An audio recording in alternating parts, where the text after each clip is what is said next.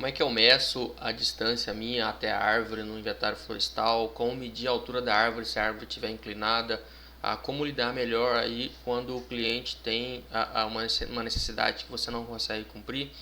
Essas e outras dúvidas eu vou responder aqui nesse vídeo de tira dúvidas que vocês me mandam aí nos vídeos, via chat e de diversas outras formas. Então vamos lá. Fala pessoal, iniciando aqui agora mais um vídeo de tira dúvidas sobre inventários florestais, sobre projetos de licenciamento, tudo para que você possa ter total autoridade para trabalhar no setor florestal e ambiental, independente se você é engenheiro florestal assim como eu ou não, independente se você esteja começando ou se você já é experiente, tá bom? Isso porque conforme eu vou postando os vídeos e conteúdos, muitas vezes vocês vão me mandando dúvidas nos comentários, nas lives, via privado no meu canal do Instagram, tá? Então, de todo modo, eu tô sempre de olho nas dúvidas de vocês, tá? E eu resolvo fazer de vez em quando alguns vídeos fazendo um apanhado dessas tira-dúvidas para que vocês possam entender melhor, para que você de repente veja se a sua dúvida está aqui, né? Se você tem a sua dúvida respondida, então já fica de olho aqui, tá? Se você ainda não tem a sua dúvida respondida aqui em nenhum dos meus vídeos, então escreve qual que é a sua dúvida aí nos comentários, para que a gente possa estar sempre interagindo, tá bom? E também eu já aproveito aqui para pedir para você se inscrever no canal, tá? E além de se inscrever, para você ativar as notificações, tá? Porque cada vez que eu posto algum vídeo aqui, você vai ser notificado e aí fica a seu critério, querer assistir ou não. Mas de todo modo, uma vez que você é notificado, você vai estar sempre um passo à frente, você não vai ficar de fora desses conteúdos diários postados aqui no meu canal. Todos esses conteúdos eu faço para que, de uma forma ou de outra, você possa ter total autoridade para trabalhar no setor florestal e ambiental, tá? Então, para isso é muito importante que você esteja inscrito, tá bom? Também eu vou colocar aqui na descrição do vídeo o link para você entrar no meu canal do Telegram, tá? Ou se você estiver vendo esse vídeo pelo Instagram, eu vou estar com o link para você entrar no canal do Telegram na descrição da bio, tá? E também vai estar aqui embaixo na descrição do vídeo o link para você se cadastrar para as próximas eventos, turmas do meu curso de inventários florestais, tá? Avisos, conteúdos e tudo mais, eu também sempre costumo mandar com uma certa frequência por e-mail. E aí você, se você não tivesse cadastrado, já clica no link que está aqui na descrição para você se cadastrar. Mesma coisa quem está aqui para me acompanhando pelo Instagram, na descrição da bio tem todos esses links aí para você ir lá e se cadastrar e ficar por dentro de tudo. Bom, então vamos lá, né? No vídeo que eu fiz sobre cubagem por Smalian, o Alessandro França me perguntou: no caso isso é apenas para uma tora, terei que fazer o mesmo processo até chegar no fim da árvore e depois somar todos os volumes, tá? Então vamos lá, para quem não entendeu aqui do que se trata o contexto ou a pergunta, né? Eu fiz um vídeo explicando sobre como fazer cubagem de toras pelo método Smalian, né?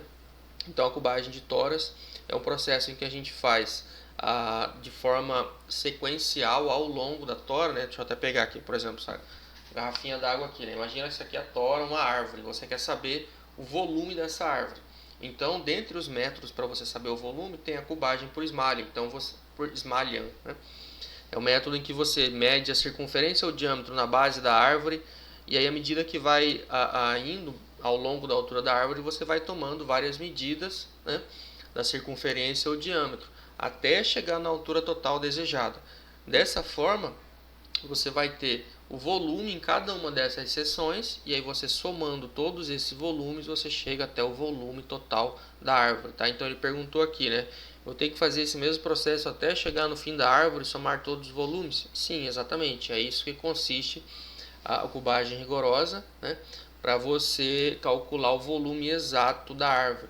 Nesse caso, a grande vantagem da cubagem é que você vai ter o volume total e real, não vai ser um volume estimado através de modelos matemáticos. Muitas vezes, para o pessoal calcular o volume da árvore, a pessoa tem lá a medida da circunferência ou diâmetro, a 1,30 m, né, o CAP. E aí, com essa medida da circunferência a 1,30 m de altura da árvore, ele faz uma estimativa de quanto que ela possa ter de altura, quanto que ela possa ter de volume. É algo mais rápido, mas tem as suas margens de erro. Se você fizer cubagem rigorosa, você vai ter a medida do volume real da árvore sem nenhuma margem de erro, porque é uma medida real que você acabou de calcular ali de todas as seções da árvore, tá? Então, sim, é até chegar à altura total da árvore. O Cleverson, que inclusive também é meu aluno, né? Forte abraço para o Cleverson. Em uma das minhas lives ele me perguntou aqui, né? Boa noite, você instala parcelas para monitoramento de pragas, né? Veja bem, no caso aí da questão do monitoramento de pragas numa floresta, seja ela nativa ou floresta plantada, né? No inventário florestal, sim, você pode utilizar esse monitoramento aí nas parcelas amostrais. Então você vai lá, faz anotações que podem ser quantitativas ou qualitativas em relação às pragas, né? Então, por exemplo, em relação a informações quantitativas sobre as pragas, a gente pode citar aqui, né, a quantidade de pragas, né, na parcela, a quantidade de árvores atacadas e assim por diante. Informações qualitativas, o grau, o índice de ataque daquela praga ou doença ali nas árvores ou na árvore especificamente ali de forma localizada. Então existem várias maneiras de você usar esses dados nas parcelas amostrais do seu inventário florestal, né? Mas também a gente sabe que no monitoramento de uma floresta existem outros métodos para você fazer esse monitoramento de pragas, né? Por exemplo, através de inspeções rotineiras, não necessariamente nas parcelas amostrais, mas você pode fazer rotinas de acompanhamento na floresta, de tal forma que você entra lá no campo mesmo, e aí nas vezes que você entrar no campo, você vai verificando se tem ali presença de cupim, presença de formiga, presença de outras possíveis pragas ou doenças que possam estar ocorrendo ali na floresta, né? Seja floresta nativa ou plantada, isso serve para todos os casos, tá bom? Mas se você quiser acrescentar essa informação no seu relatório de inventário florestal, você pode sim utilizar das parcelas amostrais para ir coletando essas informações, e aí você vai ter um parâmetro a mais para tomada de decisão, para consultorias, para projetos de licenciamento, para outras informações que se fizerem necessárias aí no seu dia a dia, no seu trabalho, né, no monitoramento da floresta. A Renata, que também é uma das minhas alunas, ela me perguntou aqui, né, o seguinte: você mede distâncias com algum aplicativo ou aparelho, né? E aí, talvez, se você não saiba, a medição das distâncias dentro de uma floresta também é uma informação muito importante, tá? Por exemplo, a medição da distância é utilizada para se calcular o tamanho de uma parcela amostral, seja ela uma parcela de formato quadrado, retangular ou até mesmo circular. A gente precisa saber a distância. A distância também é uma informação utilizada para se calcular a altura da árvore, né? Porque, de maneira resumida, para você calcular a altura da árvore, você precisa saber a distância que você está até a árvore e também o ângulo formado entre a sua visão e a altura total da árvore, né? Então você precisa saber distâncias dentro de uma floresta. E ela está perguntando, né, qual eu utilizo algum aplicativo ou aparelho? Depende da situação, depende de como que está a floresta. A gente pode utilizar vários métodos que eu vou citar aqui também de maneira resumida, né? Uma forma de você medir distâncias dentro de uma floresta pode ser através do espaçamento entre as árvores. Você faz aí uma estimativa, tantas árvores de distância, você vai calcular ali a distância entre uma árvore, entre o ponto que você está e até aquela árvore que você deseja, né? Você pode calibrar os seus passos, né, para de tal forma que você lá na floresta você dê tantos passos, você der 10 passos, você vai estar a aproximadamente 10 metros de distância, né? Mas eu tenho aqui, eu até mostrar para vocês que eu tenho também aqui uma trena, né? Essa trena aqui é uma trena minha de 50 metros, acho que vocês conseguem ver aí, né? 50 metros, tá? Então é uma ferramenta muito útil, né? Bem simples e prática de usar, que eu utilizo ali dentro dos meus trabalhos, nos inventários florestais, para todas essas finalidades que eu mencionei. E eu também tenho, por exemplo, isso aqui é um ipsômetro a laser, né? Opa, caiu a pilha dele aqui. É um ipsômetro a laser, tá? Em que ele é o aparelho de medir a altura da árvore. E esse aparelho, como ele funciona a laser, ele também já tem embutido nele essa função de, via laser, ele calcula a distância minha até a árvore, né? Então, tanto a trena quanto esse aparelho, o seu passo calibrado lá no campo, o espaçamento, tudo isso tem as suas vantagens e desvantagens, tá? Mas, por exemplo, quando eu vou para o campo, eu levo tanto a trena quanto esse aparelho, né? A trena eu utilizo para medir a altura da parcela amostral. Na hora de eu medir a altura da árvore, eu utilizo o próprio a hipsômetro a laser, né? E existem também outros tipos de trena laser. Você pode utilizar aquelas trenas de metal, né? Que ali você vai, é fácil de carregar na mochila também, né? Então tudo isso são métodos e formas que você pode utilizar no campo para você medir as distâncias, né? No caso de aplicativos, eu sei de alguns hipsômetros que são aplicativo de celular que é um hipsômetro, né? Então, até onde eu sei, eu não conheço assim algum aplicativo que meça a distância, né? Eu conheço aplicativos em que você, sabendo a distância, você insere lá no aplicativo qual que é a distância que você está até a árvore e aí você faz o cálculo, né, da altura da árvore, né?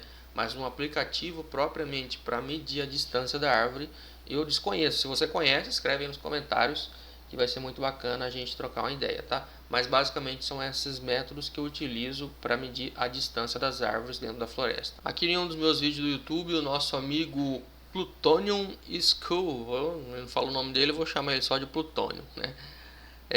O Plutônio perguntou: dúvida, caso a árvore esteja muito inclinada, eu devo medir o seu comprimento ou devo me posicionar logo abaixo da altura máxima e realizar a medição na vertical? Já usei uma vez a trena laser 50 metros, parece ter boa precisão. Então vamos lá, o que acontece? A dúvida dele é mais ou menos o seguinte: imagina esse pedaço de cano aqui que eu peguei, eu até medi, ele tem 35 centímetros, né, de tamanho de comprimento. Imagina que ele seja uma árvore lá no campo, né? Então normalmente a árvore vai estar com a sua altura total, a árvore em pé. Você vai lá, utiliza o método que você quiser, beleza? Você vai lá e mede a altura total, né? Se isso aqui fosse uma árvore, vai ter lá, né, no caso aqui 35 centímetros de altura, tá? Agora, se essa árvore estiver inclinada por algum motivo que seja, por algum tombamento da árvore ou enfim, né? Se a árvore estiver inclinada, quanto mais inclinada ela for, se você simplesmente chegar aqui embaixo da altura total e medir essa altura, você vai estar medindo uma altura menor do que a altura real dela, entendeu? Então, nesses casos, eu recomendo você fazer aí um esquema de triângulos, uma triangulação, tudo mais, um cálculo específico, que eu não vou me adentrar muito aqui, mas o certo é você sim medir o comprimento, né, como ele disse, é você medir esse tamanho, esse lado e não esse aqui, tá? Porque se você simplesmente medir essa altura aqui do ponto mais alto da árvore até medir essa altura vertical, você vai estar medindo uma altura menor do que o tamanho verdadeiro da árvore, tá bom? No vídeo onde eu falo sobre por onde começar um projeto de licenciamento, tá? A Liz Santos perguntou: Jôncio, boa tarde. Se colocarmos um prazo nos estudos na área do cliente, mas o cliente não tem área definida como proceder. Pelo que eu entendi da pergunta aqui, o cliente não tem tanta informação ou não tem informação suficiente para ela dar ali algum prazo, uma informação mais assertiva sobre a realização do projeto, tá? Então assim, eu parto aqui do princípio que a melhor maneira de lidar nesses casos é você conversar bem com o cliente e explicar tudo que pode ser feito, tudo que dá para ser feito, tá? Para que tudo fique bem alinhado com todas as expectativas, todas bem corretas, tá? Porque muitas vezes você vai ver que nem sempre aquilo que o seu cliente quer é aquilo que pode ser feito, ou vice-versa. Às vezes aquilo que você quer fazer para o seu cliente não necessariamente é aquilo que o cliente quer ou que ele está apto a fazer, tá? Então eu tenho aqui vários clientes de projetos de reflorestamento, projeto de licenciamento de propriedades. Às vezes ele tem lá uma determinada situação no campo em que ele quer fazer ali, implementar um projeto, e aí eu explico que dentro daquilo que ele quer fazer pode ser que seja inviável, né? Ou se ele quer fazer implementar algum tipo de ação ali na sua propriedade, na sua fazenda. Então, antes de mais nada, eu acho importante eu procurar conversar com aquele cliente, eu te recomendo fazer isso, você buscar o máximo de informações possíveis, você ouvir o seu cliente, para que você possa entender, olha, nesse caso, a gente vai precisar fazer isso, isso, isso, né, a gente vai precisar seguir esse roteiro aqui do órgão ambiental, né, a gente vai precisar do suporte de tais profissionais, você vai precisar desembolsar tanto, né, ou seja, parte do princípio que primeiro ouça seu cliente para saber quais são as reais necessidades dele, né, ouça seu cliente para saber o que a circunstância, a situação envolve, para daí você, dentro daquilo que você tem de informação, né, aí sim você tenta dar uma resposta mais precisa possível, mas ainda assim, se não for suficiente, também seja claro com o seu cliente para dizer, olha, a gente ainda não tem informação suficiente para ser bem preciso naquilo que você quer fazer, mas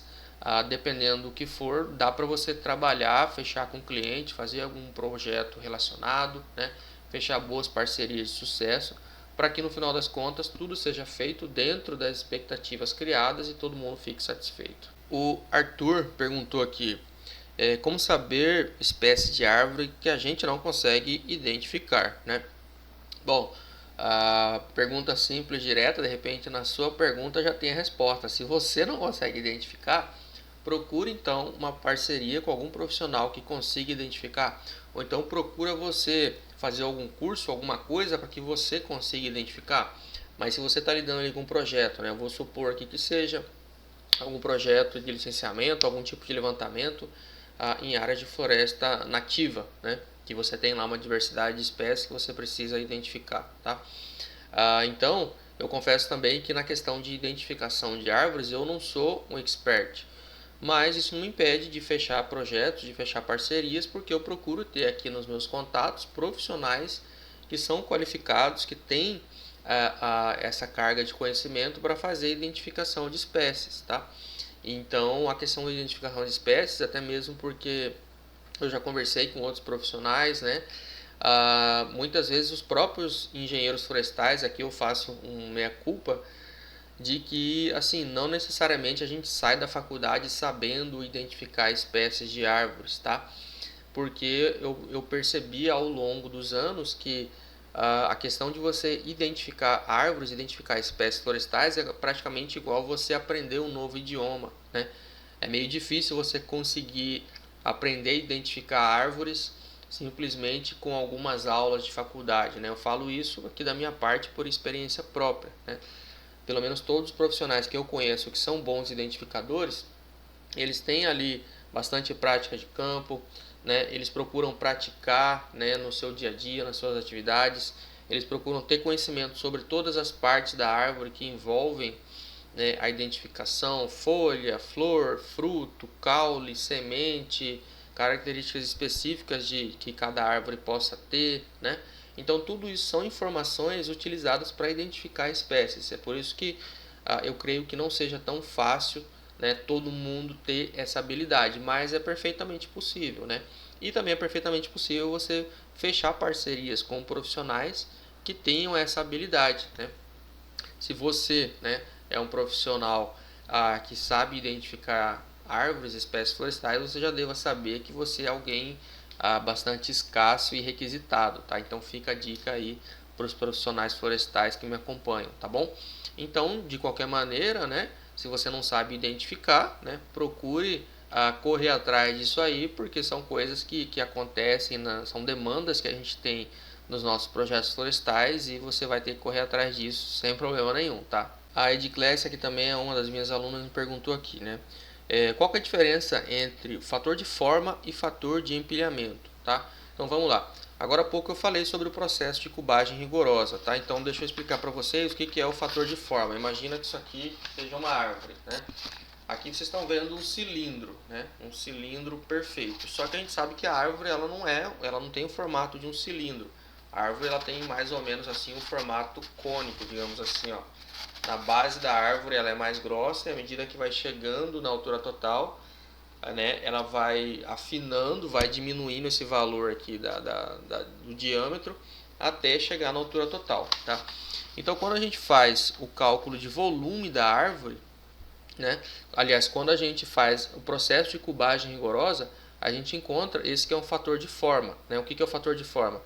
É um fator utilizado para você calcular o volume da árvore, né, se você tiver, imagina que você está lá no campo, né? Eu falei aqui sobre o processo de cubagem rigorosa, que ele tem a vantagem de você encontrar o volume real daquela árvore. Só que na prática, para você fazer esse processo em várias árvores dentro de uma floresta, é muito custoso, leva tempo, né? É praticamente inviável você ter que fazer cubagem rigorosa em todas as árvores da floresta.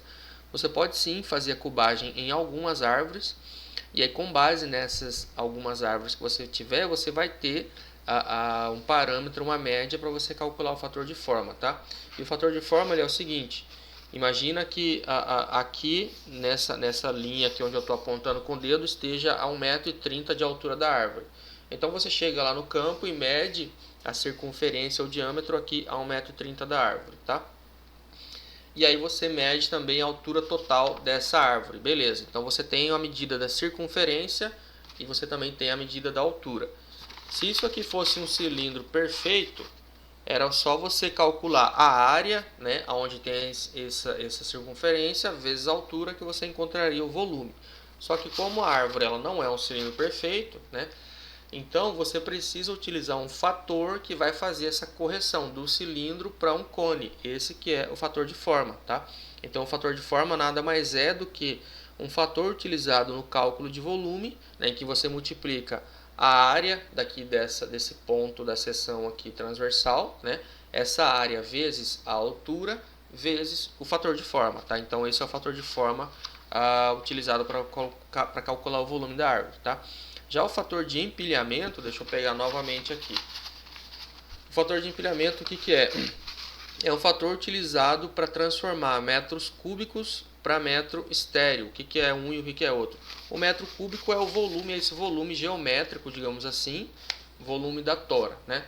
Só que aí lá no campo, imagina que você tenha várias toras empilhadas, tá? Aqui tem uma tora, aqui tem outra tora, então você tem várias toras empilhadas, tá? À medida que você vai empilhando a tora, né, você tem esses vãos, né, esses pequenos espaços entre uma tora e outra. Ou seja, você pode até medir com uma trena o tamanho daquela pilha, né? Se a pilha tiver lá 10 metros de comprimento por 3 metros de largura, vamos por 2 metros de altura. Você multiplicar essas medidas, você vai ter ali o volume, né, daquela pilha em metros cúbicos. Só que aquele volume ele tem os vãos, né? Então, se você quiser desconsiderar os vãos, se você quiser diminuir os vãos, então você tem que utilizar um fator de empilhamento, né?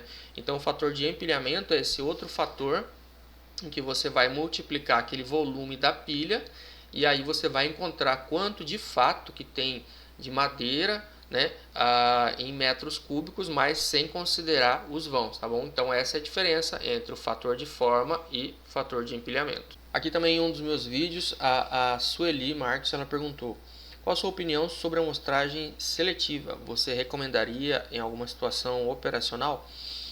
Sueli, não vejo problema em você utilizar a amostragem seletiva, né, desde que esteja atendendo aos critérios corretos, tá bom? Então o que você precisa, aliás, não só você, né, mas todo mundo que está nos assistindo, tá? O que todo mundo precisa entender é que cada método de amostragem ele tem as suas vantagens e desvantagens, ele tem as suas aplicações e ele tem também as suas considerações aí que você precisa levar em conta, tá? Então, por exemplo, quando você faz uma amostragem aleatória, né, todos os pontos daquela floresta eles têm a mesma probabilidade de serem escolhidos. Então, vai ter pontos numa amostragem aleatória, né, que vai estar pegando uma área mais fácil de ser medida, outra uma área mais difícil de ser medida. Vai ter ponto que vai estar pegando uma área com alto volume, outra com menos volume, porque teoricamente, sendo aleatório, vai cair ali onde o acaso der, né? Mas se você utilizar alguma amostragem que seja seletiva, então eu creio que você vai ter que ter os critérios de seleção para você determinar quais pontos daquela floresta vai ser utilizada a medição, tá? Então procure verificar, primeiro, quais são os objetivos do seu levantamento, dentro dos objetivos, quais informações você precisa coletar, né? Procura verificar também quais são os parâmetros estatísticos que vão ser analisados ali nesse projeto, né? E aí na hora que você fizer a amostragem seletiva, procure então ver se os seus dados, se essa seleção, se ela não vai estar sendo como que tendenciosa, né? Porque eu entendo que o inventário florestal, ele sirva para você ter informação sobre a floresta como um todo, né? E aí, se você fizer a seleção só tendenciando para um determinado tipo de informação, corre o risco de você não estar fornecendo informações sobre a real situação daquela floresta. Pode ser que, por exemplo, dependendo dos critérios de seleção, você vai estar escolhendo áreas ou escolhendo árvores que sejam árvores mais grossas, e aí você vai informar no seu relatório que tem uma quantidade de volume quando na verdade tem menos volume, né? Ou vice-versa. Pode ser que você selecione árvores mais finas e diga no seu relatório que tem tanto de volume quando na verdade tem mais volume na floresta, tá bom? Então eu particularmente não vejo problema, né, em você utilizar uma amostragem que seja seletiva, desde que essa seleção ela sirva bem para representar ali os parâmetros e a real situação da floresta. A Bianca, que também é minha aluna, que ela me perguntou o seguinte: em um inventário florestal de floresta plantada, caso uma árvore maior em diâmetro e altura estiver ao lado de uma árvore morta, ela costuma ter essas características maiores por não ter tanta competição, já que está ao lado da árvore morta. Nesse caso, ela é classificada como dominante. Geralmente, essas eu não costumo classificar como dominantes. O que você acha, tá? Então, aqui acho que ela fez duas perguntas, né? Primeiro, sobre a árvore maior, tá do lado da árvore morta, se ela é maior por causa disso, né? Então, assim, o fato da árvore ela tá do lado de uma árvore morta, sim, isso gera menos competição, já que a árvore do lado está morta, ela não vai estar competindo ali por nutrientes, né? Se ela está morta, ela já não tem mais folha, então ela não vai mais fazer fotossíntese, não vai mais competir, não vai mais fazer sombra com a árvore do lado, né? Então, em tese, tudo isso influencia também para que a árvore que esteja viva ela possa crescer mais, mas também saiba que existem outros fatores que influenciam, né? Se for, por exemplo, um plantio seminal, a própria variação genética da árvore que está viva ela vai ser mais favorável, né? Método de plantio, enfim, né? Então saiba que o fato da árvore morrer faz com que sim, as árvores adjacentes elas tenham menos competição e possam crescer mais, tá bom? Mas procure saber também de quais outros fatores possam influenciar, tá? Sobre a outra pergunta que ela fez, né? Nesse caso ela é classificada como dominante, tá? Não necessariamente, tá? Porque por exemplo, eu costumo utilizar aqui como definição de árvore dominante, não é somente o fato da árvore tá maior que a árvore do lado que morreu, tá? Eu costumo classificar como árvores dominantes aquelas árvores que estão como que acima da média, né? Que elas possuem uma altura acima da média das árvores daquele plantio, daquela parcela, tá? Por exemplo, se você fez lá a medição de inventário e aí lá naquela parcela amostral tem 50 árvores que deu uma média de altura de 20 metros, por exemplo, né? Tem as 50 árvores, média de altura de 20 metros. E aí você tem lá 5 árvores que estão com altura de 23 metros, né? Todas as outras estão ali na média de 20, 21, 19, mas você tem 5 árvores que está com uma altura total de 23. Então é esse o critério que eu utilizo aqui para definir as árvores dominantes, tá? São as árvores que têm altura, né, dentro de um percentual ali definido, uma altura que está acima da média, tá? Isso não necessariamente ela vai ter uma árvore morta do lado, tá bom? Então essa questão da árvore ser classificada como árvore dominante, nesse critério que eu expliquei, nesse critério que eu utilizo, ela não precisa ter uma árvore morta do lado, tá? Ela é dominante porque as condições, né, da genética, as condições de solo e clima favoreceram para que aquela árvore tivesse aquela condição, tá bom? Bom, e aí, você teve a sua dúvida respondida aqui nesse vídeo? Você tem alguma dúvida que você queira me perguntar sobre inventários florestais, sobre projetos de licenciamento ambiental, né? Talvez de repente eu possa te ajudar com alguma coisa. Se você quer ter autoridade para trabalhar no setor florestal e ambiental, continue me acompanhando. Se você tem alguma sugestão, escreve aí também nos comentários que eu estou sempre de olho, tá bom? Se você chegou até aqui, eu vou pedir mais uma vez para que você se inscreva no canal e ative todas as notificações.